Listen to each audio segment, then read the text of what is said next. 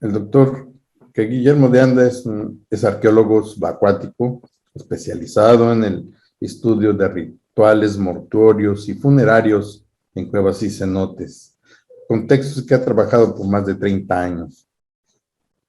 Es doctor en estudios mesoamericanos e instructor de buceo con más de 15 especialidades, incluida la de buceo en cuevas.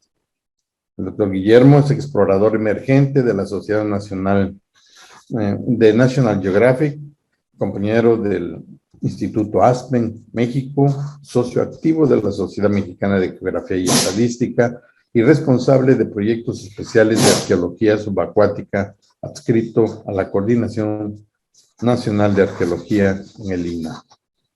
Ha desarrollado y dirigido diversos proyectos de arqueología subacuática en la península de Yucatán, entre estos el culto al cenote 1 y 2 y el análisis de los huesos humanos provenientes del cenote sagrado de Chichén Itzá, con el que recibió en 2007 la mención honorífica de Antropología Física del Premio Javier Romero Molina. También fundó y dirigió durante 12 años el primer taller de arqueología subacuática de México en la UADY, donde fue profesor e investigador. Además, ha sido ponente en más de 80 congresos e invitado como conferencista en más de 350 eventos científicos, culturales y educativos en Estados Unidos, en Europa y América Latina.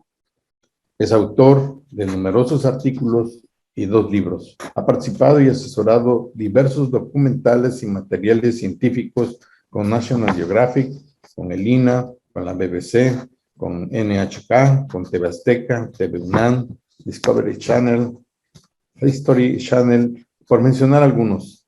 Actualmente, Guillermo de Anda dirige uno de los proyectos científicos más ambiciosos de México y el mundo, titulado El Gran Acuífero Maya. Cuenta con un equipo multidisciplinario de investigadores de primer nivel, cuyo objetivo es proteger el acuífero y el medio ambiente de la península de Yucatán a través de la exploración, la educación y la divulgación científica. Tenemos a un mexicano ilustre, a un gran comunicador, pero sobre todo alguien que con todo su compromiso, su profesionalismo, su pasión, pues contribuye para que conozcamos y cuidemos ese enorme patrimonio que tenemos, que es el gran acuífero Maya. Muchas gracias, Memo. Bienvenido. Adelante. Muchísimas gracias. Pues vamos a darle.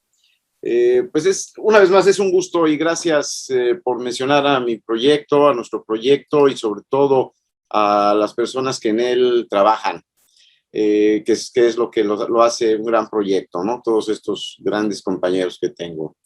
Y bueno, vamos a entrar en materia. Hoy vamos a platicar acerca de esta relación de la sexualidad en las cuevas mayas, pero no solo en estas, sino pues vamos a hacer un rapidísimo viaje al pasado. Quiero antes que nada decir que cuando estaba preparando esta presentación me di cuenta de que había sido demasiado ambicioso y que pues imposible poder exponer todos estos puntos en 35, 40 minutos que tenemos, pero espero que esta sea la primera de muchas pláticas que podamos hacer en este sentido y que podamos abordar temas con mayor profundidad y de cualquier manera pues estoy a sus órdenes, estamos a sus órdenes en la página del Gran Acuífero Maya para poder interactuar con todos ustedes. Están viendo ahora una ilustración de National Geographic de grupo importantísimo descubierto por mi amigo Lee Berger, un paleoantropólogo, explorador de National Geographic también en Sudáfrica, en la cueva Rising Star. Este grupo de homínidos, todavía no humanos, el Homo naledi, tuvo una actitud muy especial que fue descubierta por Lee hace aproximadamente 6 años. Lee descubre que este hombre interactúa con las cuevas para poder enterrar a sus muertos. Están de alguna manera teniendo ya un atisbo de cultura en el momento en el que están depositando a sus muertos en un lugar específico, lo cual es brillante, es realmente un descubrimiento fabuloso el que hizo el que hizo mi querido amigo hace aproximadamente 335,000 años, sucedía esto. Hace mucho tiempo, aunque él pensaba que este personaje tan simpático que vemos ahí, que es un casi ya humano, que por cierto fue contemporáneo de el Homo sapiens. Sin embargo, del Homo sapiens no tenemos antecedente de que haya realizado este tipo de acciones. Me refiero a los enterramientos, me refiero a un prácticamente ritual funerario en una cueva, por cierto, muy difícil, el Rising Star, una cueva muy estrecha.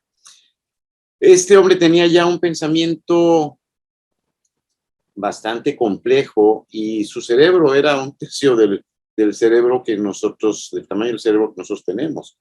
Es mucho lo que las cuevas nos están diciendo. Un día platicando con Lee, precisamente en National Geographic, y viendo un mapa del mundo, estábamos pensando en todo el potencial que tienen las cuevas para darnos un gran conocimiento de cosas que hasta el momento no sabemos. Por eso me gustó poner el ejemplo de los enterramientos de Naledi como algo que no se ha conocido durante mucho tiempo. No podemos dejar de hablar de este primer entierro neandertal, que fue mucho después de Naledi. Esto tiene una antigüedad aproximadamente de 45,000 años, y lo que estamos viendo aquí es un ritual funerario, aparentemente, es lo que se ha especulado, porque se encontraron los restos de flores que fueron supuestamente colocadas en un ritual para poder sepultar a sus muertos. En este caso a esta persona que vemos ahí en una reproducción. Pero entrando más en materia, quiero decirles que este pequeño antecedente ha sido para precisamente contextualizar un hecho. Las cuevas tienen información valiosísima, y las cuevas tuvieron mejor dicho, el hombre, la humanidad ha tenido una interacción muy estrecha con ellas. Y todos los aspectos de la vida humana se ven manifiestos. Aquí estamos viendo una acción funeraria. Es decir, las cuevas con estas dicotomías que presentan, con estos opuestos complementarios, la luz, oscuridad, alto, bajo, frío, caliente, que fueron tan extraordinariamente trabajados por mi querido maestro que acaba de partir, el doctor Alfredo López Austin, nos sirven como plataforma para esta plática. Por cierto, pues desde aquí humildemente rindiendo un pensamiento, homenaje a mi querido profesor. Mi base teórica sin duda es la de él y la del doctor Jim Brady en sus diferentes aspectos. Pero precisamente estos opuestos que se complementan, la vida y la muerte, nos sirven como una gran introducción para esta plática, porque vamos a hablar hoy de erotismo, de sexualidad y de los aspectos que estos dos elementos tienen que ver con la fertilidad, con la vida, con la reproducción. Por eso es que encontramos en cuevas desde hace mucho tiempo elementos, iconografías relacionadas con el poder de la sexualidad, con el poder de este acto, que es el que hace que nuestra especie y todas se preserven. Y de hecho encontramos no solamente expresiones muy explícitas como las que vemos en el lado izquierdo. Vemos 3 falos en la parte de abajo, una vulva en la parte de arriba, todos hechos de piedra, y a la derecha vemos una obra de arte genial. Es una obra que pues nos está mostrando a una pareja en la cópula. Hay obras que también son maravillosas, como esta que les voy a mostrar, que se ha llamado Los Amantes de Ain Sahri, una cueva muy cerca de Belén, y que se considera que tiene una antigüedad de 11,000 años. Como ustedes ven, es una obra maestra, es una obra maravillosa, realizada por nuestros antepasados lejanos, pero no tan lejanos como los Naledi o como los neandertales. Muy conocidas por todos son también las famosas Venus, que han venido de las cuevas, las Venus paleolíticas. La de la derecha es la conocida como la Venus impúdica por esta expresión muy explícita de sus órganos reproductores, y a la izquierda una Venus típica de esa época, una Venus encontrada en otra cueva en Francia. Y así nos podemos ir por una serie de representaciones en cuevas en donde se manifiestan muchas veces vulvas, como estamos viendo aquí, de maneras diferentes. No puedo dejar de mencionar hoy la cueva de Chauvet en Francia. Chauvet es una obra de arte de los humanos que interactuaron con ella hace unos 25 o 30 mil años. Estamos viendo una cámara que se llama la cámara del hechicero y de la Venus. Lo que vemos a la derecha es, digamos, un acercamiento a esta Venus maravillosa, bellísima, una expresión artística sublime en la parte más lejana de la cueva de Chauvet. Esta Venus, y aquí lo podemos ver mejor, vemos allí en primer plano a la derecha un león, una leona, y luego vemos a la Venus, se ve el pubis y se ve el hechicero, que es un hombre bisonte, un hombre que tiene cabeza de bisonte y tiene un cuerpo humano y que abraza a esta Venus. Esto es una obra realmente sublime, si la vemos en el contexto de toda esta maravillosa cueva. Ya también avanzando en el tiempo, cronológicamente, podemos ver una cueva en Bulgaria, una cueva que pues no necesita mucha explicación de por qué se presenta en esta ponencia.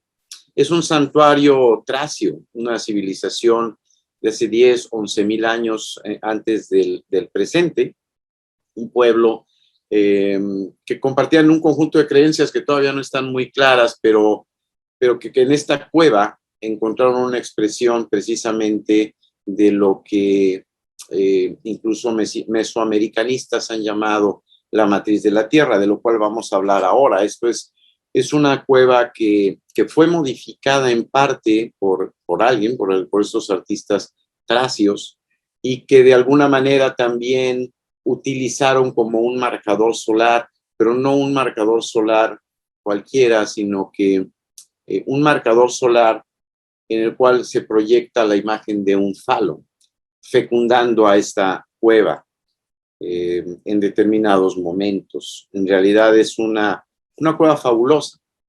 Y estos son antecedentes, básicamente quise ponerlos, y yo insisto, perdón la brevedad, perdón que tenga que sumarizar tanto, pero esto llevaría horas y horas y horas y días.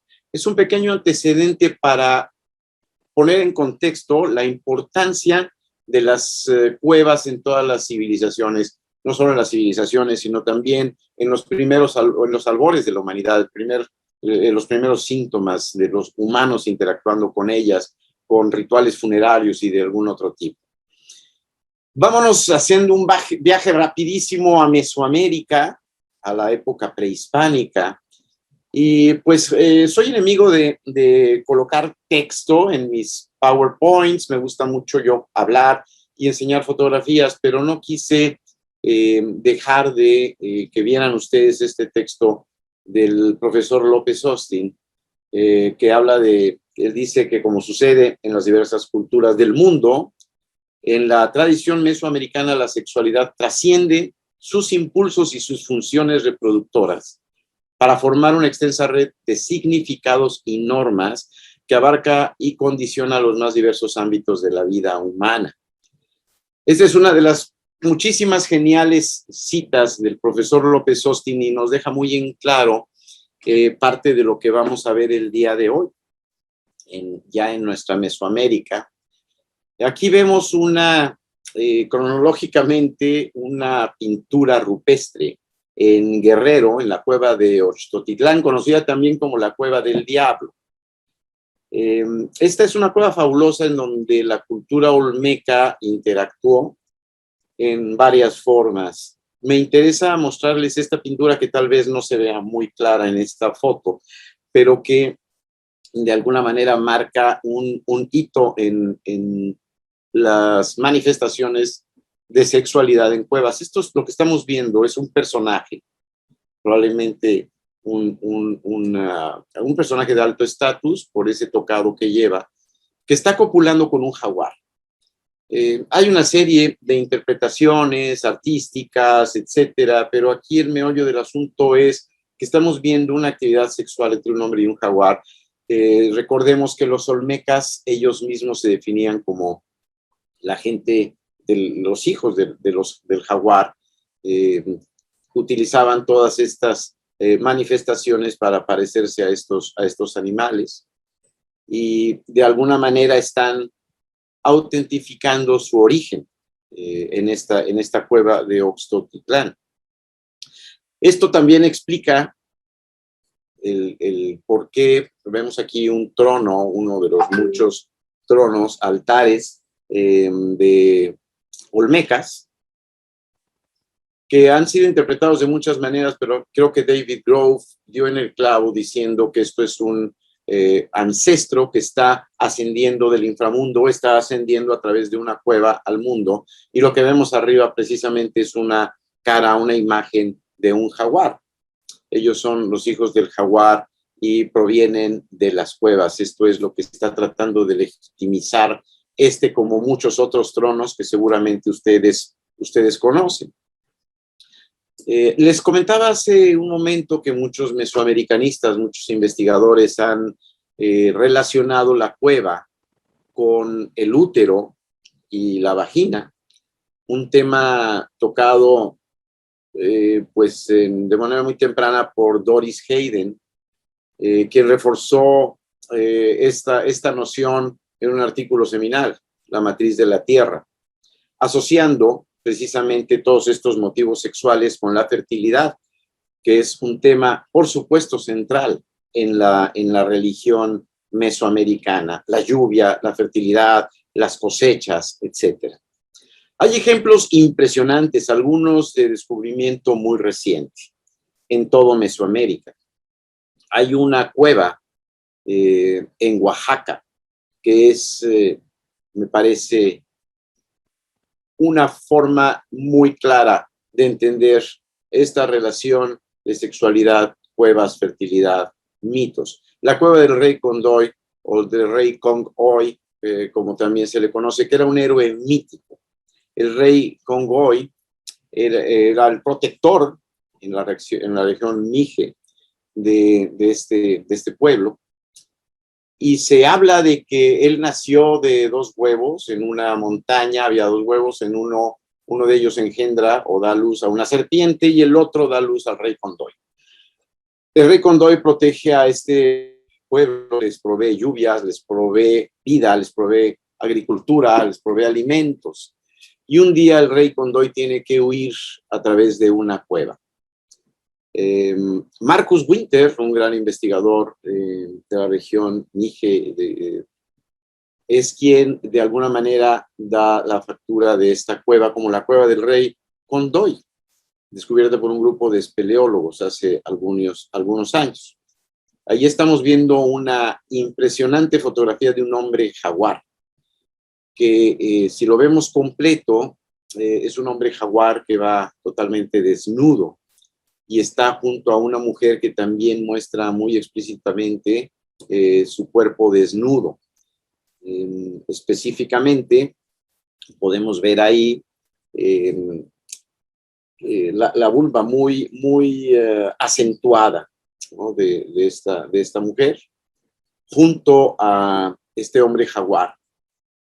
Tenemos ahí también imágenes impresionantes de parejas copulando, de interacciones de hombres, en este caso mujeres, como podemos ver ahí, con jaguares, con animales. Hay imágenes también de lagartos que tienen un simbolismo muy profundo.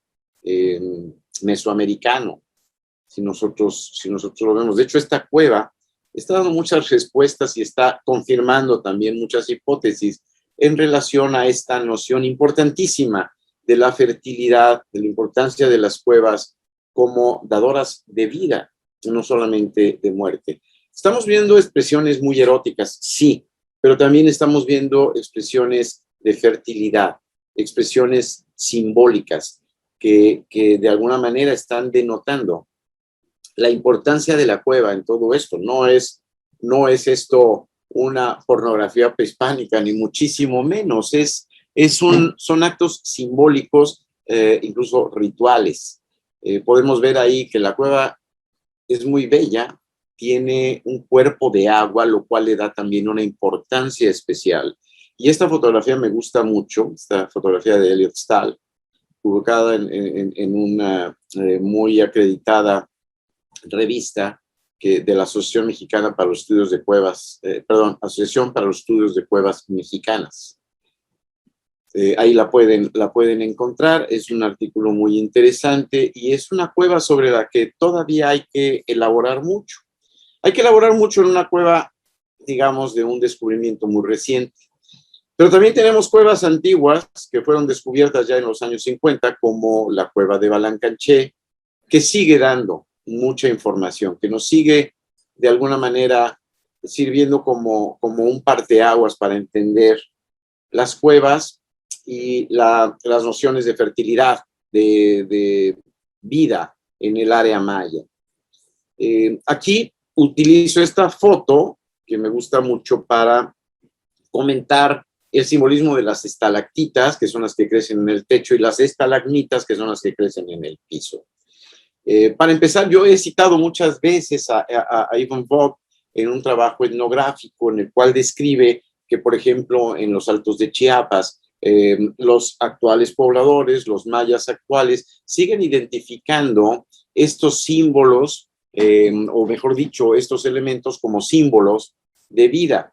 Y dicen ellos que las estalactitas son los pechos de la tierra que gotean y alimentan a la tierra misma, y que las estalagmitas que crecen en el piso son los falos de la tierra, y que cuando se juntan y forman una columna como la que estamos viendo, está copulando la tierra y se está reproduciendo. No es casual que el Ishmen, especialista ritual, Romualdo Joel, hace muchos años, en 1958, llevara a cabo un ritual ahí porque él dijo que esto era el gran árbol que sostiene el mundo, la ceiba sagrada, muy probablemente. Y también déjenme citar a Doris Hayden, que ya la mencioné hace un momento. Ella tiene un concepto maravilloso que he estudiado, que es este goteo constante de las estalactitas que forma pequeñas oquedades, pequeños agujeros en el fondo de la cueva. Ella dice que existe la creencia de que estas pequeñas perforaciones eran precisamente los lugares donde se resguardaba el maíz primigenio, y que por eso estas pequeñas oquedades con el tiempo iban a dar paso a una estalagmita que iba a crecer. Aquí estamos teniendo un símil con el proceso agrícola, con la lluvia que de alguna manera toca la tierra, que da vida y que hace crecer el maíz.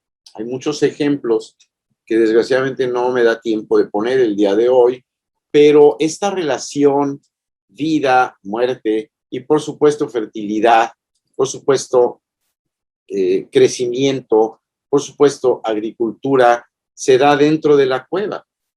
Por eso también estas manifestaciones rituales. Quien ha ido a la cueva del Oltún, y si no lo han hecho, vayan, porque es una cueva maravillosa aquí en la península de Yucatán, en la zona PUC, en Yucatán, habrá visto este enorme falo a la entrada de la cueva. De hecho, hay muchos de estos también en Uxmal. También hay un templo no abierto al público en Chichén Itzá, el Templo de los Falos, que está lleno de estas manifestaciones. Por cierto, de acuerdo con el profesor Carlos Navarrete, la península de Yucatán es la zona con más representaciones fálicas en todo Mesoamérica. Esto podría tener que ver mucho con esta falta de agua superficial, con el hecho de que las estalagmitas hayan simbolizado falos, con el hecho de que estos falos también representan fertilidad, que también representan vida, que representan continuidad, que representan fuerza, que representan tantas cosas. Por eso los vemos manifiestos en todas estas regiones. ¿De dónde? ¿Cuál es el origen de este enorme monumento? No lo sabemos, pero está en la entrada de la cueva del Oltún. Me refiero a que no sabemos si proviene de dentro de la cueva el material o fue traído de algún lugar más lejano. La cueva del Oltún, sin duda, es una cueva que hay que seguir estudiando. Imagínense, el único mapa que se tiene del Oltún completo lo hizo Edward Thompson hace más de 100 años. Y es una cueva con una gran cantidad de información muy valiosa, arqueológica. Esto me sirve a mí como entrada para platicarles acerca de las estalactitas y estalagmitas, especialmente las estalagmitas, que son las que crecen en el piso y que son las que se erigen y que han sido de alguna manera interpretadas con formas fálicas, no solamente en el área maya, no solamente en Mesoamérica, sino en todo el mundo. Se les ha hecho una similitud con esta parte del cuerpo masculino. Por eso es que en muchas cuevas vemos también altares formados, bueno, no quiero decir que por esto es que, sino probablemente sea por esto que vemos altares, que vemos manifestaciones rituales en cuevas, en toda la zona maya. Por dar algunos ejemplos, a la izquierda estamos viendo un altar formado por estalactitas, por formaciones pétreas de la cueva misma. Esa es la cueva de Actuntunichilmucnal en Belice. A la derecha, una cueva en Chiapas, la cueva de los altares. A la izquierda, la de la izquierda la estudió e interpretó el doctor Jaime Awi, y la de la derecha el doctor Davide Domenici. Las dos son muy interesantes porque estamos viendo una ofrenda formada por estalactitas. Especulamos también que en el cenote Oltún, las estalactitas que están colocadas junto a los cráneos no cayeron ahí por accidente, sino que fueron colocadas intencionalmente. Ya hablaremos también un poquito de eso. También en nuestro propio proyecto hemos visto algunos descubrimientos de los cuales les voy a hablar, pero déjenme también mencionar la maravillosa cueva de Nahatunich en Guatemala, estudiada por el doctor Jim Brady, que ya mencioné, sin duda el padre de la arqueología de cuevas mayas, que está en esta fotografía mostrando otro altar formado por estalactitas o estalagmitas, vamos a llamarles estalagmitas, dada su función y su posición en este altar. Les decía que hemos encontrado manifestaciones similares en la península de Yucatán. Aquí hay una cueva muy bella en el centro de Yucatán, con una representación que nosotros primero le llamábamos estela. Después dijimos, perdón, no, esto no es una estela, esto tal vez es un marcador. Ahora tenemos más la idea de que está relacionado con la fertilidad, con ceremonias de este tipo. Está a la orilla de un cuerpo de agua en esta cueva y probablemente sea también una manifestación fálica. Tal vez muchas de estas piedras, de estas estalactitas, han sido precisamente puestas ahí con esta intención. En este caso fue excavada una parte importante de la cueva para crear una depresión en la cual se hincó prácticamente esto. Esto me recuerda mucho también los Menides de Europa. Si ustedes leyeron a Asterix o Obelix, Obelix va cargando siempre un menhir. Elementos que no se ha sabido bien a bien su función, pero hay investigadores que los relacionan precisamente con formas fálicas, con cuestiones de fertilidad, de poder, etc. Otra cueva muy interesante también en Yucatán, Cueva del Santuario o el Mul. Tiene un altar, tiene varios de ellos, pero este me llama mucho la atención en el sentido de que parece una pequeña casa de piedra, es un altar verdaderamente, y que está formado por espeleotemas y tiene un espeleotema al centro que parece precisamente un falo. No estamos muy seguros de que esto haya estado en esta posición o si fue alterado por alguna persona en épocas más recientes. No lo sabemos. El caso es que sí hay una manifestación importante de estos elementos de estalactitas, estalagmitas, al pie de esta pequeña casa, de este pequeño altar, y al centro vemos precisamente la pieza que parece ser, tiene una gran similitud con un falo. Hace tiempo reportamos en el GAM esta cueva impresionante en Quintana Roo, que tiene un altar estucado, con un estuco muy bien preservado. La conocemos nosotros como la cueva del altar del mono, porque lo que ven ustedes en la parte baja del altar, no sé si se ve a mi cursor, pero por aquí hay un mono. Y aquí tiene una estalagmita, vamos a llamarle. Y es un lugar, una cueva muy extensa, con un cuerpo de agua muy extenso, con una cueva bastante larga, y a la orilla de ella está este maravilloso altar, que hasta hace muy poco tiempo estaba muy, muy bien preservado. Esta cueva la hemos estudiado y hemos de alguna manera obtenido ya referencias digitales importantes. Permítanme mostrarles un video. Antes de eso, les quiero remarcar un elemento que tiene al frente este altar. Aquí lo vemos con más claridad. Vemos la ofrenda principal, que es esta estalagmita. Vemos que tiene caras todavía bien preservadas en estuco y un enorme falo también en la parte frontal del altar mismo.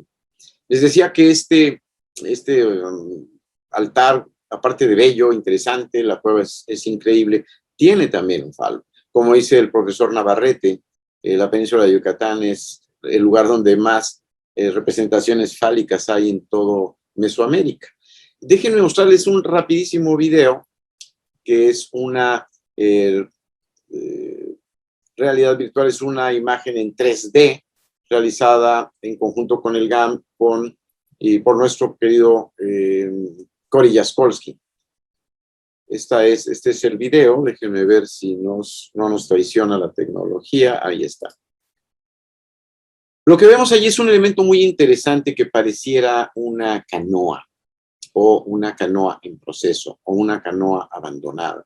La cueva, insisto, es bella, muy, muy bella. Aquí nos estamos aproximando al altar. Se ve ahí en primer término el mono, el cual le hemos dado el nombre a la cueva, la estalagmita al fondo, una cara y este falo del cual les platiqué. Este fue un trabajo que tomó mucho tiempo y afortunadamente pues me parece que quedó muy bien y tenemos esta memoria digital, aunque yo espero que la cueva siga muy bien preservada. Más recientemente, en la cueva de Balampu, en Yucatán, un descubrimiento del cual hemos platicado muchísimo. En la entrada de la cueva nos recibió una enorme estalagmita o estalactita, que no entendíamos qué hacía ahí. Esta tiene casi 1 metro de longitud y en la zona donde tomamos esta foto, que es exactamente la entrada de la cueva, no tiene más de 60 centímetros, es decir, no es algo que haya caído ahí, no hay ninguna cicatriz, ninguna huella en el techo de que esto pudo haber sido posible. Lo que sí hay afuera de la cueva son los restos de un altar en el cual especulamos estaba colocada esta estalagmita. Y especulamos también, que en un momento del cierre de la cueva hubo algún tipo de violencia ritual tal vez, o violencia de grupos, y esta estalagmita fue quitada de su lugar original y arrojada adentro de la cueva. ¿Por qué? ¿Cómo? No lo sabemos aún. Seguimos investigando este maravilloso lugar que es Balampú. Hace muy poquito un grupo de colegas también reportó en Playa del Carmen, específicamente el Círculo Espeleológico del Mayab, esta cueva cerca de Playa del Carmen con un altar que me llamó muchísimo la atención, primero por la belleza del altar, que está bien preservado, y porque al centro tiene una enorme estalagmita con una forma muy peculiar y muy clara. Volvemos a lo mismo, ¿no? Es una forma, sin duda, una forma fálica. ¿Cuál considero yo que es el non plus ultra de las estalagmitas y de la relación importante de los sitios de superficie con el inframundo? Bueno, pues la estructura 33 de Yaxchilán, enfrente de la cual hay una estalagmita que fue nombrada la estela 31. En realidad es una estela. Y tal vez las estalagmitas, siguiendo a Keren Basie Sweet, son lo que origina las estelas. Y tal vez esto que vemos, las estelas, son estalagmitas modificadas de manera de estela para dar un mensaje, las cuales están grabadas. Todos hemos visto estas biografías de los reyes en estas maravillosas estelas del área maya. Esta estalagmita, que desgraciadamente ya no está en muy buen estado de conservación, está exactamente en el punto nodal del sitio de Yaxchilán, frente a la estructura 33, en el punto más alto de Yaxchilán. Y no es una estalagmita cualquiera, no, por supuesto que no, está ocupando un lugar prominente, esto es algo importante. Y segundo, es una estalagmita que ha sido labrada. Desgraciadamente se encuentra ya muy erosionada, pero creo que pueden alcanzar a ver, sobre todo en la parte de abajo, una serie de figuras magistralmente realizadas, que son, y créanme, son personajes. Vemos en la parte de aquí abajo un brazo con una pulsera. Vemos glifos, en fin, todavía se alcanzan a ver algunas manifestaciones. Ahí abajo hay una canasta, hay una estera, en fin, hay una representación, un dibujo de esto, que es este que está a la izquierda. Como ven, son tres personajes ricamente ataviados. El personaje principal está sentado, probablemente un dignatario.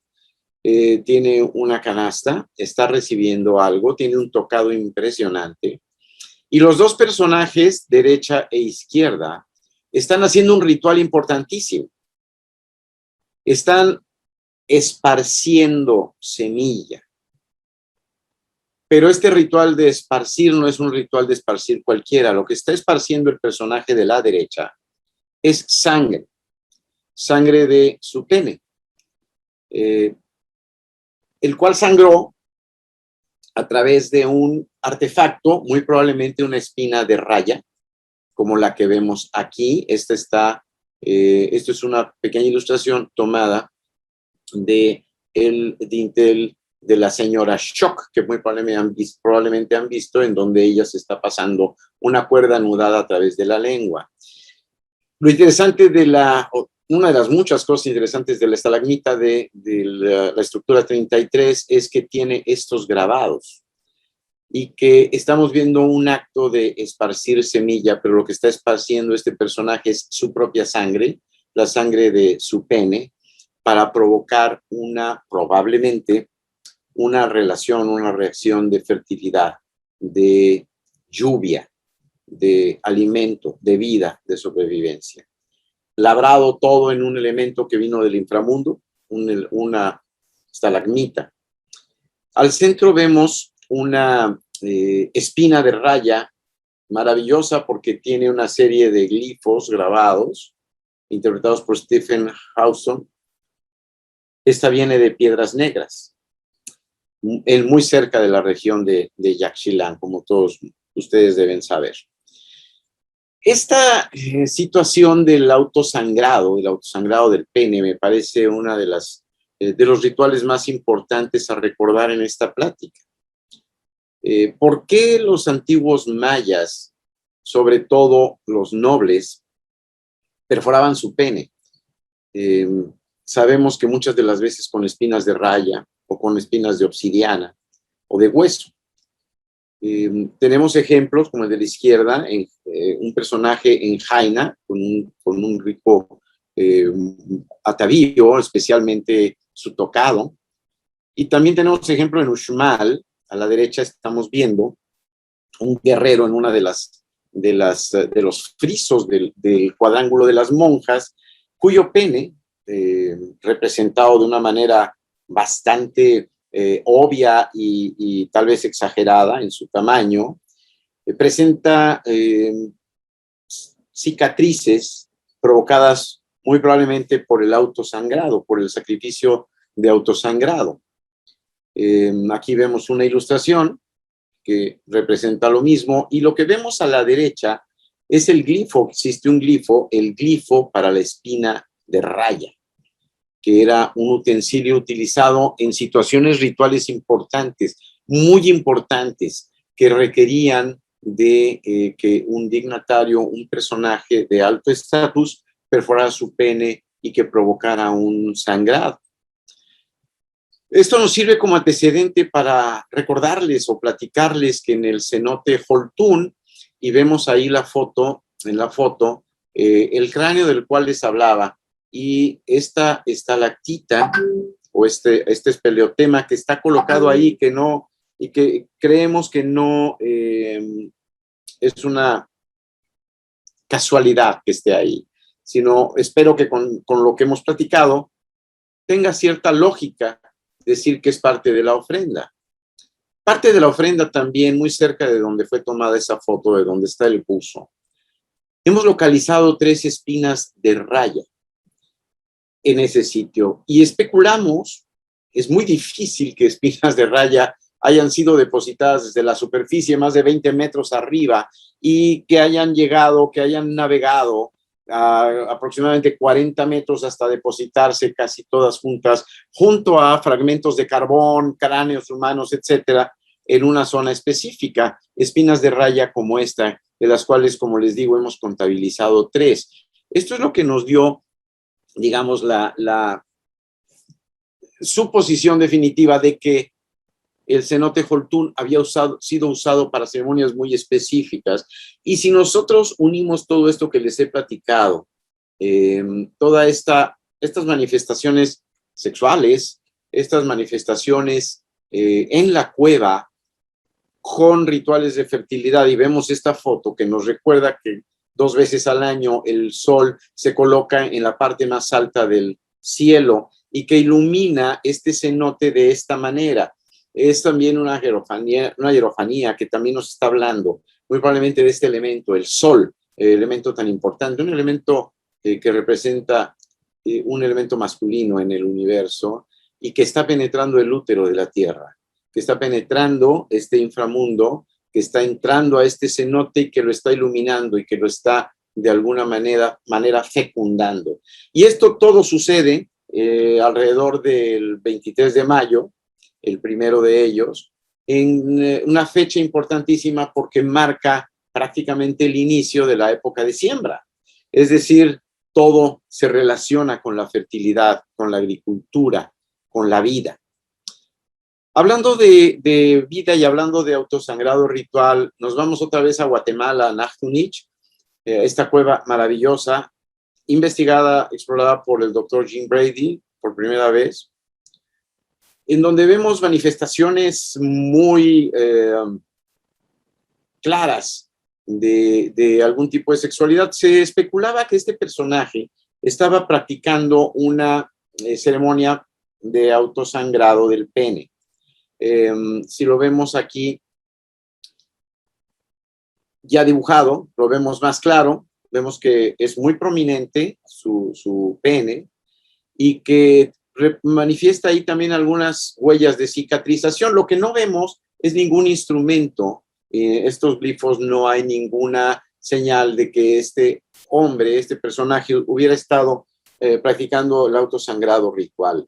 Más bien, esto se ha interpretado por algunos investigadores como un acto de masturbación en la cueva. El profesor Navarrete habla de la masturbación ritual, algo que no se consideraba que pudiera haber sido un ritual, pero hay muchos elementos para pensarlo, porque es también la semilla del hombre, el semen, que de alguna manera fecunda la tierra. Claro, está en una cueva y ahí no se espera que crezca nada. Sin embargo, está en una región importante, en la región más importante del universo maya, la parte oscura de su universo, sí, pero también la parte dadora de vida, donde nacieron los primeros humanos, de donde vino la pareja divina que creó la humanidad, donde los dioses depositaron las semillas del maíz, etc. Y esta no es la única manifestación en Actunich.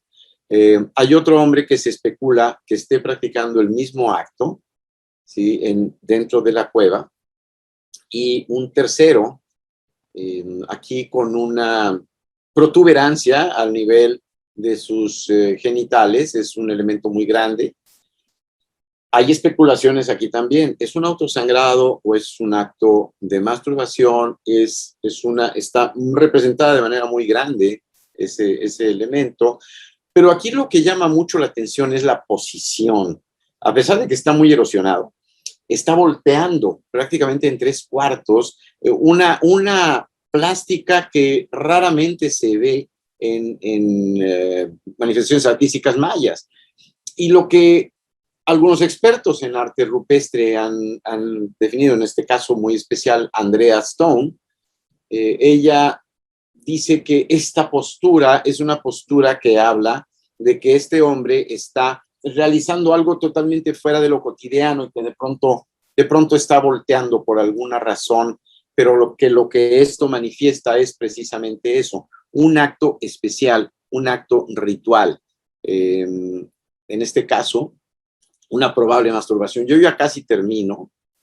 Les digo que este tema es muy abundante y no hay mucho tiempo, me gustaría explayarme más, pero bueno, termino casi, les decía, con esta manifestación, esta que estamos viendo en Chiapas, es un altar que también estudió el profesor Navarrete, y él lo interpreta como un individuo que está con su mano izquierda masturbándose y está en el inframundo. Esta me parece de particular interés para esta plática, porque el profesor Navarrete dice que estos son aguas subterráneas, que lo que estamos viendo aquí como volutas, como flores, estas flores, por ejemplo, están siendo fertilizadas por el agua del inframundo, aguas subterráneas. Este hombre está dentro de una caverna y está realizando un acto ritual para que su semilla se esparza también junto con el agua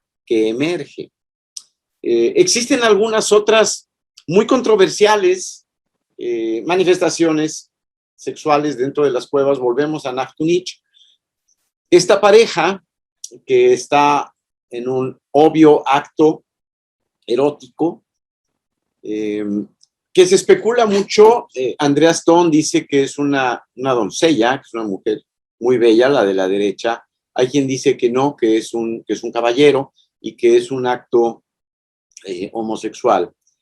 En realidad no sabemos, creo que nunca lo sabremos.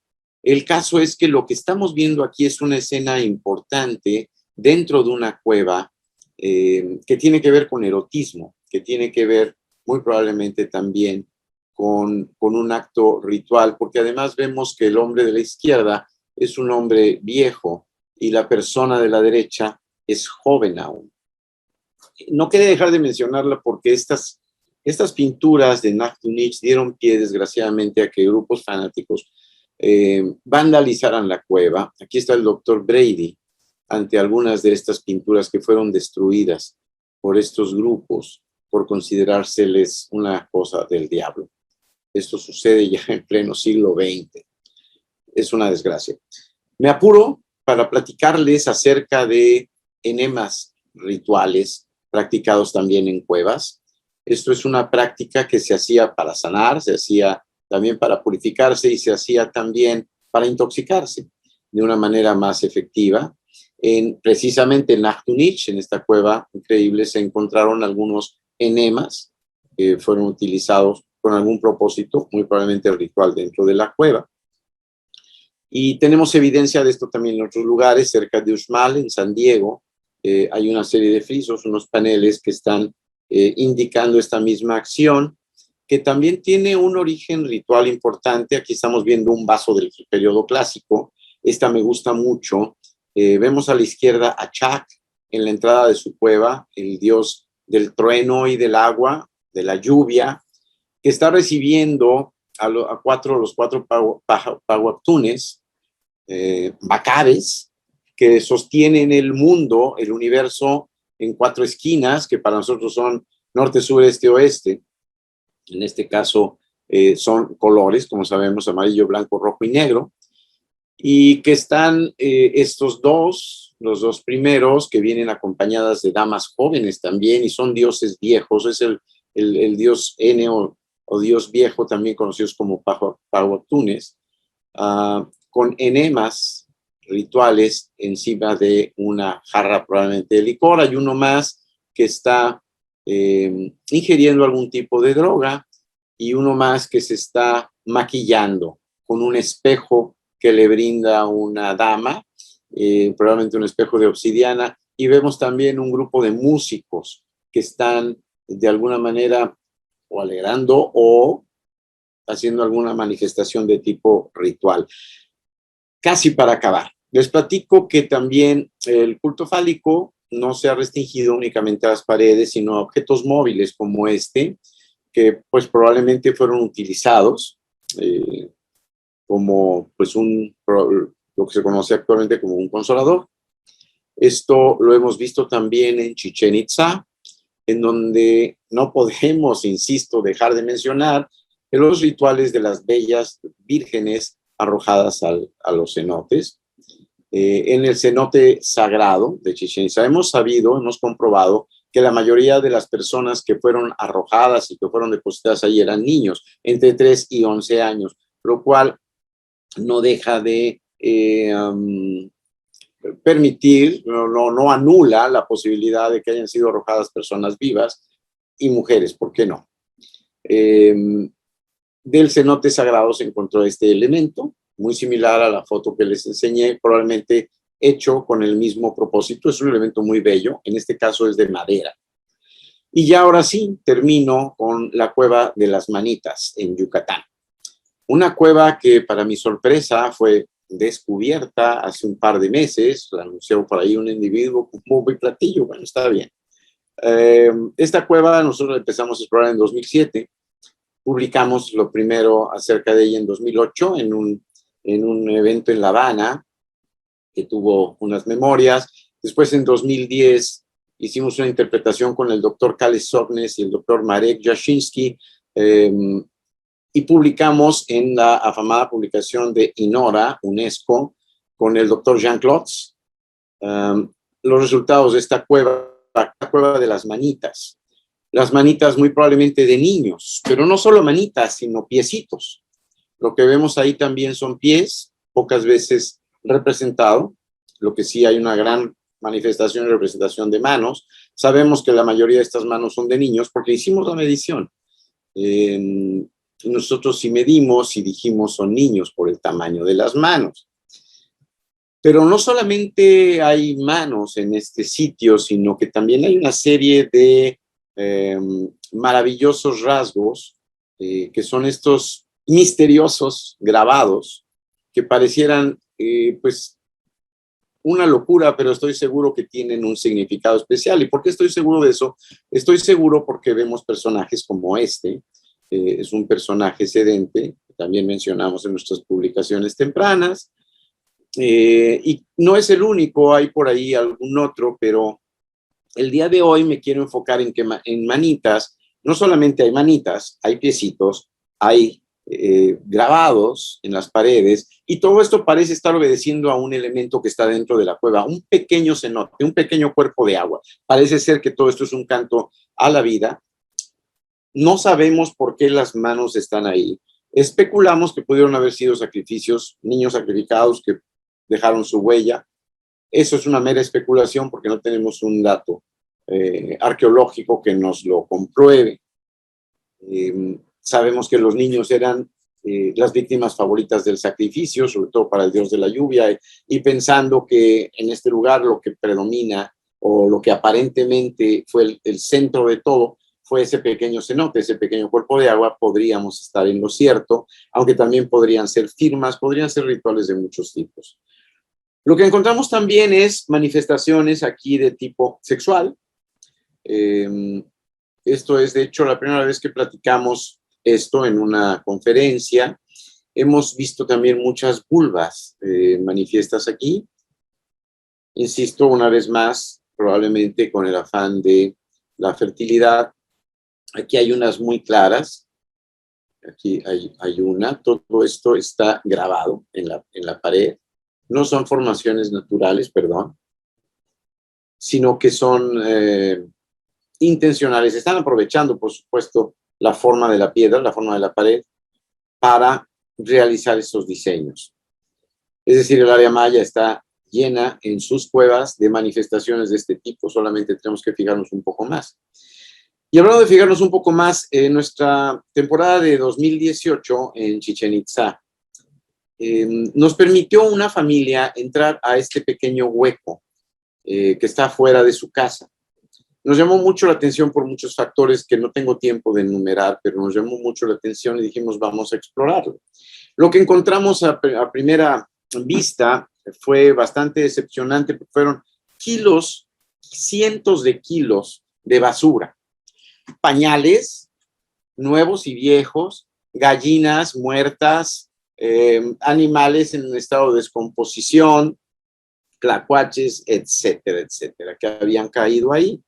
Sin embargo, como llevábamos un maravilloso grupo de estudiantes muy entusiastas que ayudaron mucho en la limpieza del sitio, limpiamos toda esta basura superficial, encontramos manifestaciones increíbles. Para empezar, encontramos la tapa de esto que parece que era un chultún. Pensábamos que era un chultún, una cueva artificial para guardar agua, una cisterna, pero aparentemente no lo era. Esto de haber tenido una cuerda para poder abrir y cerrar, para poder mover con facilidad, pero algo que nos fascinó fue que una vez que pudimos apreciar lo que había dentro, es un espacio muy pequeño, vimos que había un enorme muro, un muro de techo a piso que aparentemente estaba sosteniendo la estructura para evitar un colapso, cosa que después descartamos. El doctor George Benny estuvo ahí y nos dijo que la cueva en sí tenía suficiente solidez, y esto lo debieron haber sabido los antiguos mayas, por supuesto. Y pues este muro fue un gran hallazgo, pero otro fue que hubo una gran cantidad de tiestos cerámicos, fragmentos cerámicos, entre los cuales apareció este falo, una figura fálica muy bien definida, que pues representó el hallazgo más importante de ese sitio. Pues con esto quiero terminar para dar un poquito de tiempo a preguntas. Si me pasé, creo que sí, mi querido Eddie, pero pues si hay un poquito de tiempo para preguntas, estoy más que dispuesto. Y bueno, con esta plática lo que yo he querido enfatizar es la importancia de las cuevas, quitar un poco esa idea de las cuevas eran para los mayas los lugares para ir a Xibalbá, cosas que pueden ser, sí, por supuesto, o que eran los lugares de sacrificios. Eran lugares riquísimos en muchos aspectos, y uno de ellos es precisamente el aspecto fertilidad, el aspecto erótico, el aspecto sexual, que la cueva misma está manifestando, estos opuestos que se complementan, como lo manifestó muchas veces el doctor López Austin, estos opuestos que solo ahí hemos podido encontrar y que de alguna manera son una clara manifestación de la vida y de la muerte. Pues espero que les haya gustado mi plática, y aquí estoy a la orden.